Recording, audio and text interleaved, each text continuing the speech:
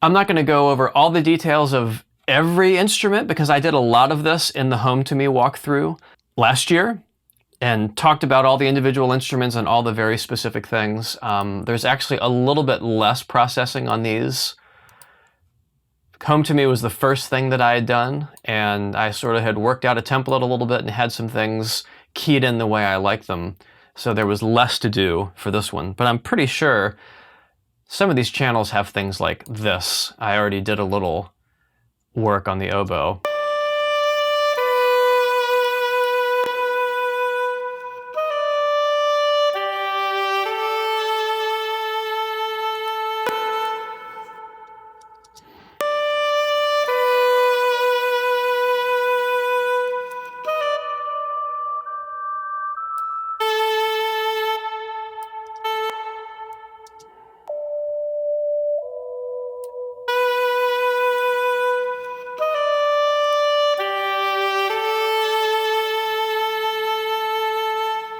Now this oboe, along with all the other instruments except for the harp, has reverb sends that are probably independent reverbs. 3 different reverbs is what I ended up using for the soloists in Moss, because I wanted sort of a close medium and far reverb. And the far reverb is like 12 seconds long. It's insanely long.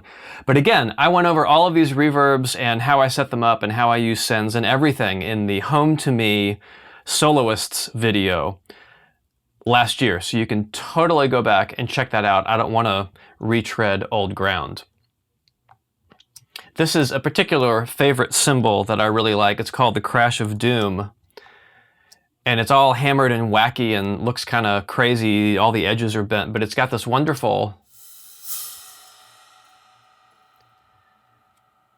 There's like no overtones. It's just all...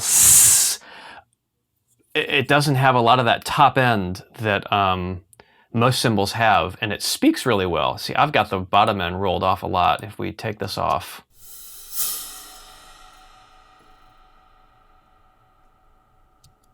just really great for swipes and taps, and especially for bowing, because every time you bow it, you get a completely different pitch. Where most cymbals, you're restricted to kind of like 2 or 3 different subsets of the same overtone series because of the diameter of the cymbal. This one's all warpy and wonky, and really, really is my go-to cymbal whenever I want to do things like this. And all I did was just put a little bit of EQ and compression on it.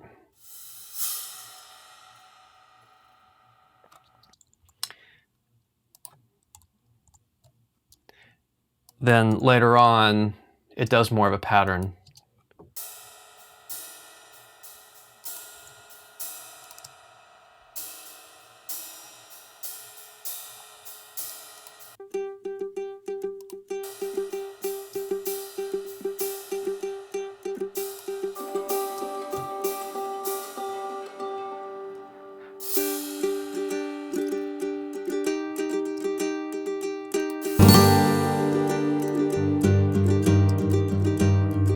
This flute is just a little inexpensive...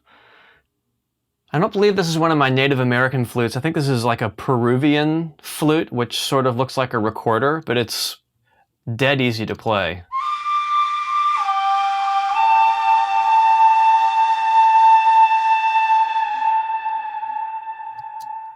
That's obviously got a lot going on right here. So without that,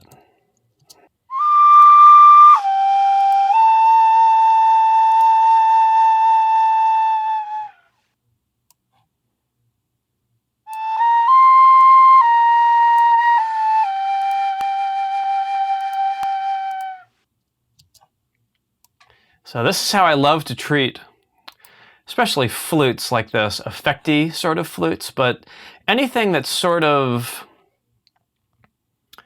I almost think of it as like a guitar lead, an ambient kind of guitar lead where I want to have some reverb and delay and things on it.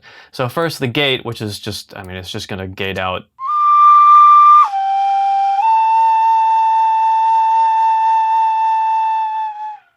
Not really needed because I already trimmed it, so the gate's sort of superfluous. Favorite compressor, again, to thicken things up.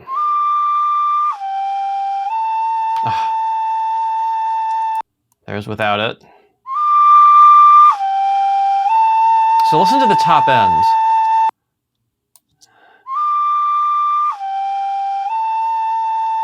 You see how much compression I'm doing there. So it's smoothing everything out, but it's also softening the top end. Speaking of softening, this is probably my go-to plugin for just throwing on things and getting rid of resonance. Soothe, it's like an automatic EQ, and honestly, 99% of the time I just have it set up like this. And when you turn it on, it's just going to automatically, here's without Soothe.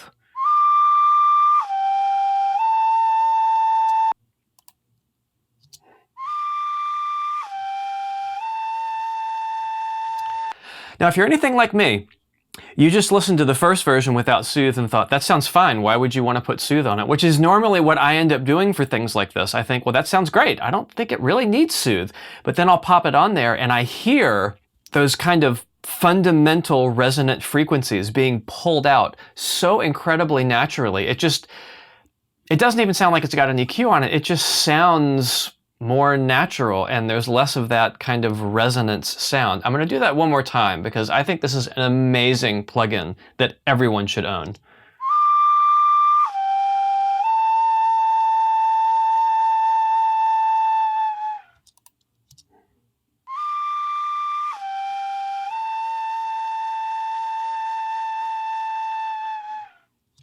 Now you would push these up if you want to emphasize a certain frequency for Soothe to pull down.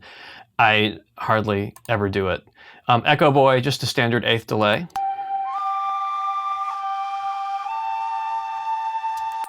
And from Guitar World, I'm very much a proponent of delay before reverb, and all this is doing is just putting it 100% wet, making it sound like it was further away and not recorded with a microphone 3 inches from the flute and me sitting at my desk. I'm going to turn off the delay.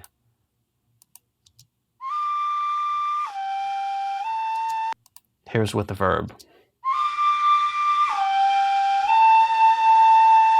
Right? You can totally hear that it's in a room now, and like I said, with all great reverbs, it's adding some low end and lower mids to the sound because it's coming from the room, even though it's a plugin. These are all convolution presets that you can pull up and tweak with different microphones and adjust the length and distance width, and it's just, I love it. So the two of those together,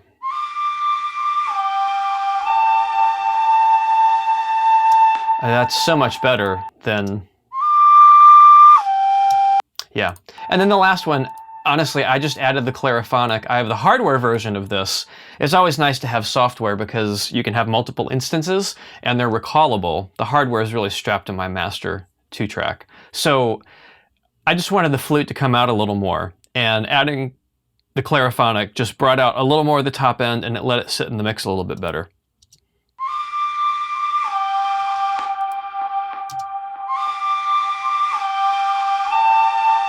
You hear that air, it's like tss, and that's the flute. Honestly, things like these are so much fun to work on because it's always great kind of having something a little more ambient and effectual. And I've got some other things like the djembe. Guess what's on that? My favorite percussion compressor.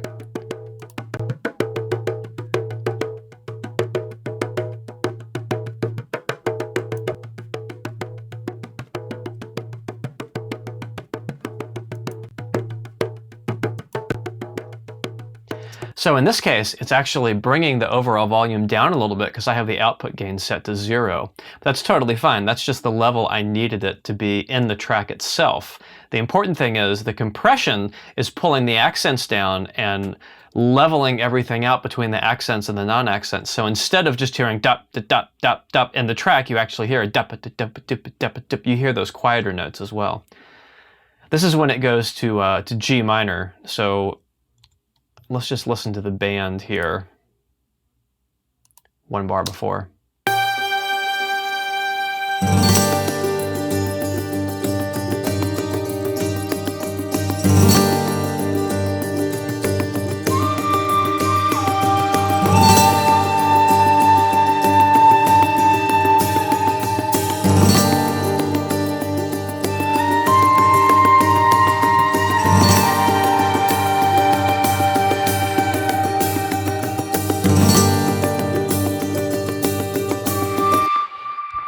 Now, there's something I have to say about putting together, especially combat music, and the density of layers, because it's really easy, especially for me, if I've got a ukulele and a guitar and an accordion and the dulcimer and like all these different metal percussion things and drums and tambourines. And I think as composers, our instinct is essentially just to take everything and throw it all at the wall and make this big track, because big means lots of instruments, right? Big means lots of volume and lots of power, which means you need to have lots of things playing at the same time. And actually, it's the exact opposite.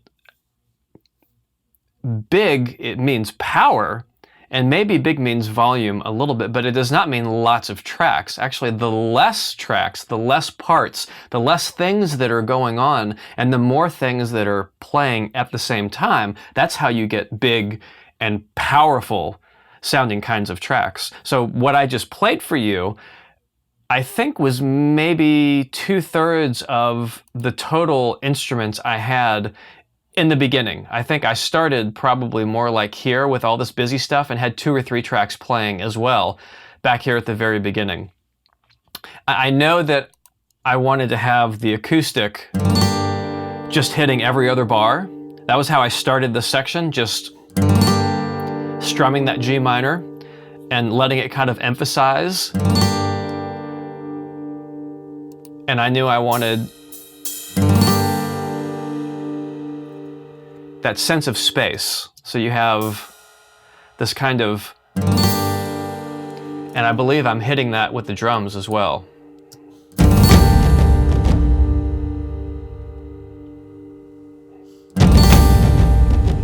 And so you can see the violins are also sort of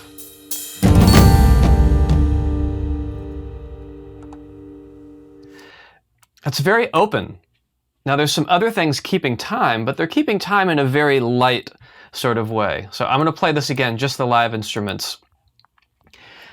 And this is something that you can even see here. The reason that this is edited out is because I was playing this little djembe part consistently all the way through.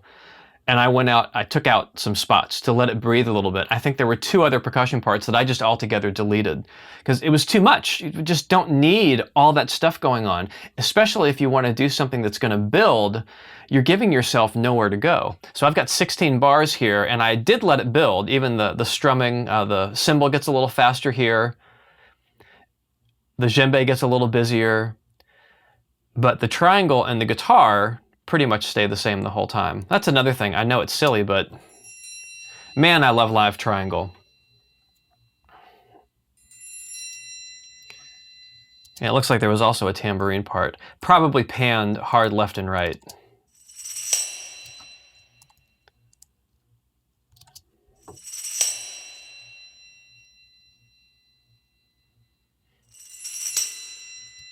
So the kind of idea of that open, flowing, sort of punchy, and then leaving some space kind of groove is what I was going for here.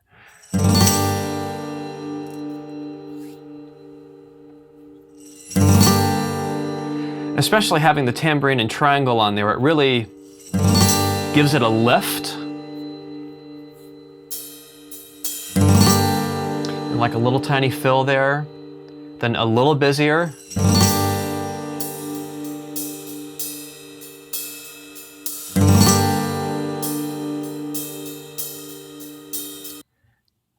All right, I'll play everything now.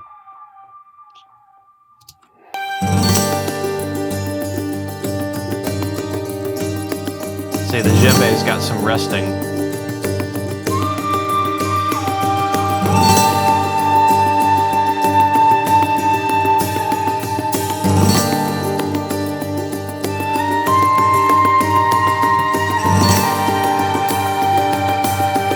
So the djembe is a little busier.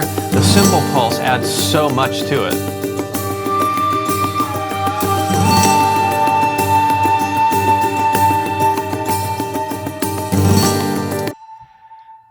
And really everything else, we're going to do the MIDI in a minute. I was just sort of going through the live. So once we get to the big heroic part here, which is kind of, to me, where originally in my head it was like really big and epic and kind of dark with this low strings and low brass and big percussion and stuff like that. He says, remember, this was the first combat track I did for Moss, and a lot of it was recording things into the computer and getting a feel for how the instruments were going to play with each other, and if I want to use big drums that are samples, how are those going to sit compared with the drums that I'm playing, and little tiny shakers like this, or a lot of these drums, which I happen to have over here from a TV cue yesterday.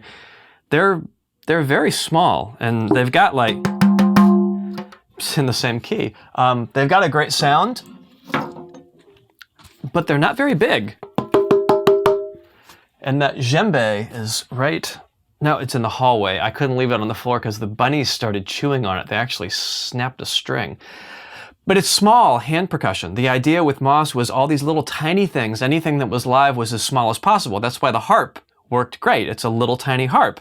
It's a little tiny flute. Kristin's playing an oboe or a flute, Jeff's doing violin, guitars, ukuleles, lots of small things. But how could I use those in a combat track with bigger instruments and have them all be balanced? So that was the real question, and this section right here was my first kind of, well, here I am, how am I going to do it? And once again, I think I had twice as many instruments here to start out with, and I ended up stripping them all out. So I'm just going to back up 2 bars, and let's listen to what the band does when we go from kind of the preface to the big, heroic action part.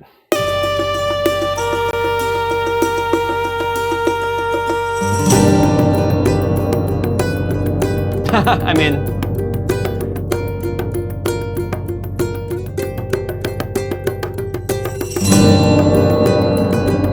it actually gets smaller. And the ukulele comes in for the first time.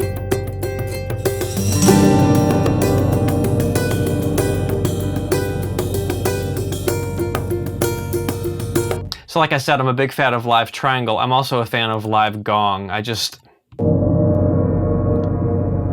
You're not going to get this from a sample. Sampled gongs, I'm a percussionist, so don't ask me about sampled gongs. Oh, it's only like a 20-inch gong, I think, but it makes all the difference in the world. See, that hit sounded completely different from the previous one, because it's not a sample, it's a live gong. This one will be different too. More of that mid-range overtones sticking out. So what I discovered was, other than the tambourine and triangle and acoustic guitar doing their thing, a lot of other stuff wasn't necessary. And I brought the ukulele in because I hadn't done it yet. I had the ukulele originally in kind of the groove part of the track that we were playing just a minute ago. The second half is here.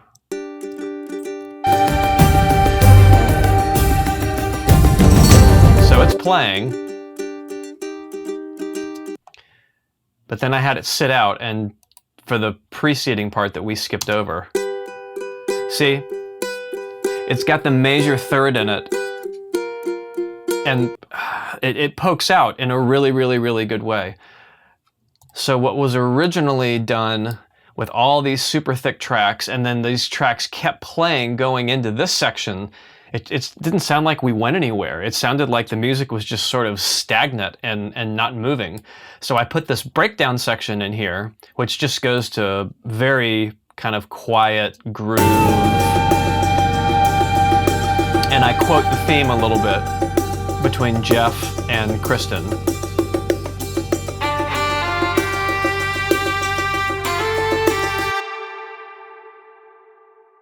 This is Jeff's MIDI down here, and that's Kristin's MIDI. See, there's no guitar strumming, there's no anything. It's basically being carried by the string chords down here.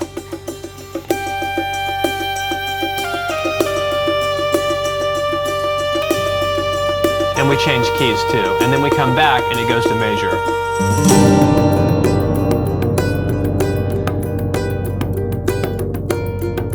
But it sounds so much smaller. But the reason it sounds smaller is it's accompanied by the brass for the very first time, which comes in here, which honestly, we're almost to the end. It gets a little bigger the second time it repeats.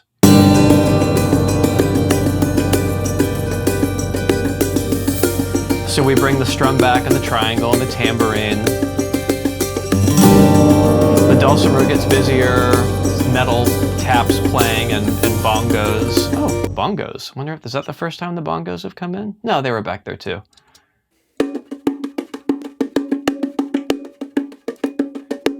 What do you know? DVX 160.